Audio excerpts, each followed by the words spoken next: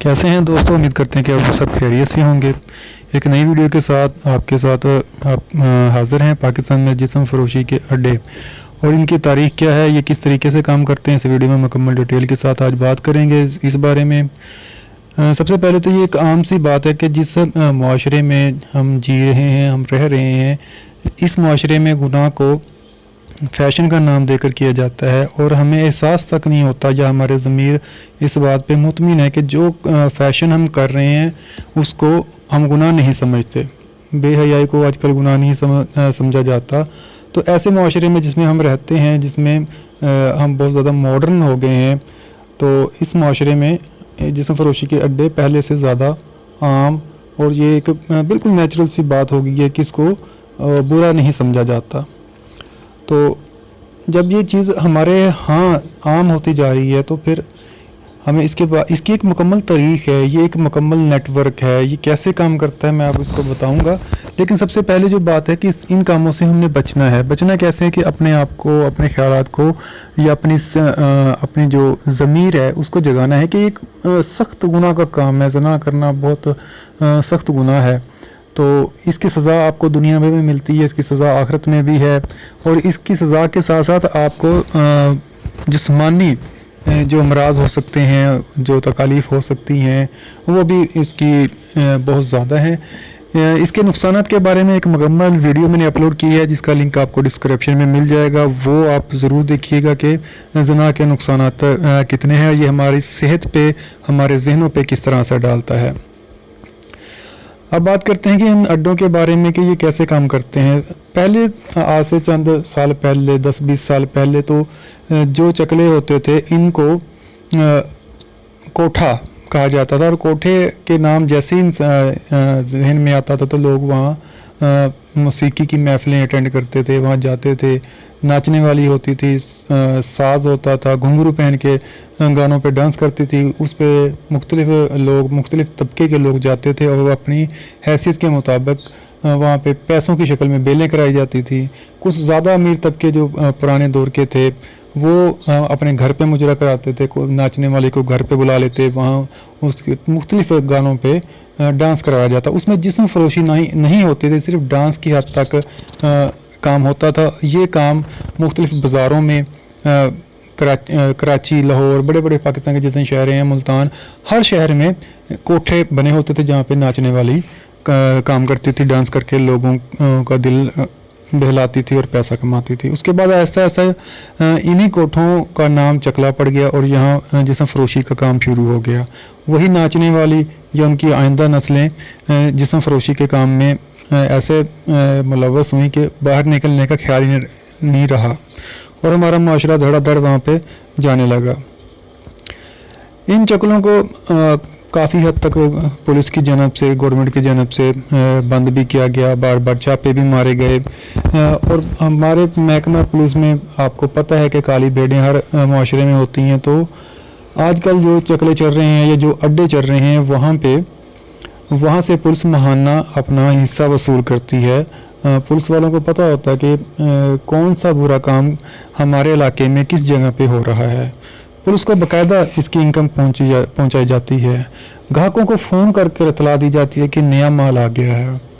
अगर पहले दौर में जब मोबाइल नहीं थे तो लोग वहाँ पर पहुंचकर मतलूबा जगह पर पहुंच जाते थे और वहाँ पर रश लग जाना, या ऐसा होता था कि एक इलाके में किसी ने अगर ये कोठा चलाना है या ये अड्डा चलाना है तो वो एक ऐसे अनजान से इलाके में, दही से इलाके में जो शहर के बिल्कुल करीब हो, 5-7 किलोमीटर की मुसाफत पे हो, जहाँ से पे लोगों का आना जाना आसानी से हो सके और वहाँ पे कन्वेंस भी हो, तो वहाँ पे जाकर एक घर किराए पे लेते थे और वहाँ पे लोगों का आना जाना शुरू हो जाता। अब वो जो घर लेते थे मोहल्ले में या उस इलाके में नए होते थे और उनको मिलने वाले जो ग्राहक आते थे वो भी नए नए और मुख्तलिफ इलाकों से आते थे। तो वो मोहल्ले की जो आवाम होती थी वो देखकर परेशान होती थी और उनमें से कोई ना कोई पुलिस को इतला दे देता कि यहाँ पे कोई गैर कानूनी काम या कोई जिस्म फरोशी वाला है, तो पुलिस वहाँ पे छापा मार लेती। जब से मोबाइल फ़ोन हमारी ज़िंदगी में आया तो ये काम बहुत आसान हो गया है। अब वो जो ये काम करते हैं, जिसको चकले को चलाने वाला या तो आंटी होगी या फिर जो अंकल होते हैं, जो इंसान या जो इसको इसका मैनेजमेंट ऑफिसर होगा उसको आम ज़बान में दल्ला या कंजर कहा जाता है।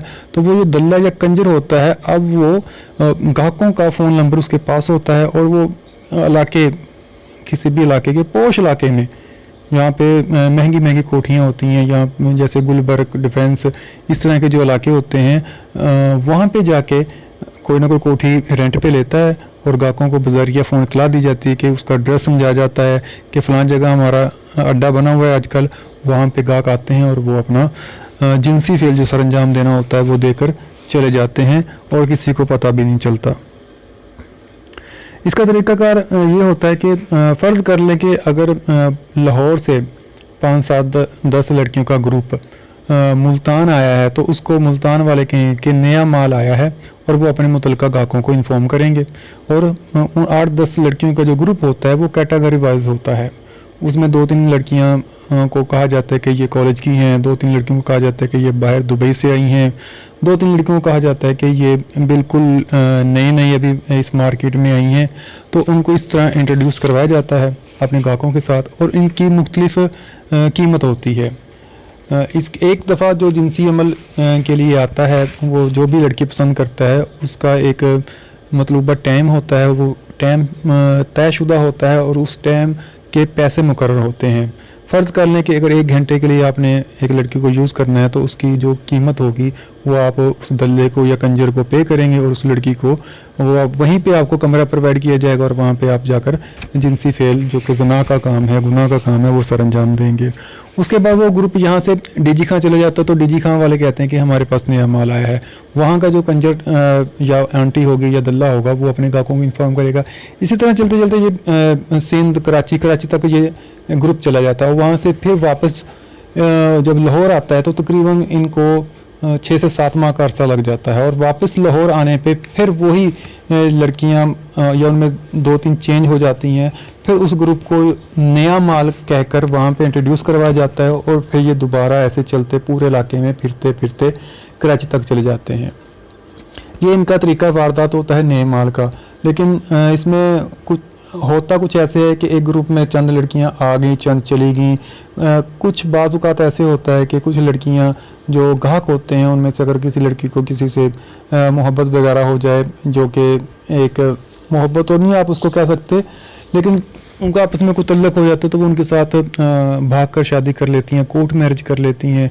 कुछ लड़कियाँ इस काम से तंग आकर छोड़ भी देती हैं और कुछ ऐसी होती हैं जो कि ज़्यादा खूबसूरत होती हैं और जिनको पता होता है कि हमारी डिमांड है, वो कोई चक्कर चलाकर इंटरनेशनल लेवल पर दुबई चली जाती हैं। जिनको डांस वगैरह आता है वो दुबई में बहुत सारे डांस क्लब बने हुए होते हैं।